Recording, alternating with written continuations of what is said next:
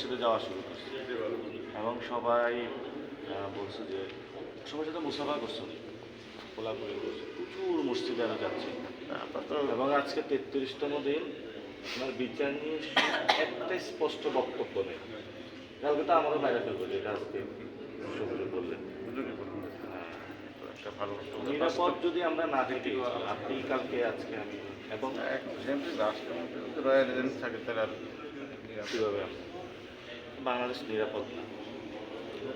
মানুষ সচেতন আছে, মানুষ সচেতন আছে, সচেতন আছে কিন্তু আমরা যে বয়সে আছি আমরা যেভাবে চলি আমাদের এখানে মোটামুটি একটা পরিকল্পনা নিয়ে চলি। তো আমরা আমাদের দৃষ্টিকোণ যে কোরআন সুন্নাহর আলোকে মোটামুটিভাবে বা সৎ লোক ভালো ইনসাফের কথা বলেছেন। ইনসাফের সাথে যদি চলে, আমরা হাজির আসাদটাকে খুব গভীরভাবে অনুধাবন করছি। সে বাংলাদেশের জন্য শুনছি, বক্তব্য আপনার শুনছি, কিন্তু হুজুরে যে হাদিসটা বলছে এটাকে আপনি ইয়ে করে বলতে হবে সবার সাথে ঠিক আছে দোয়া করেন ছোট ভাই হিসেবে। শত্রু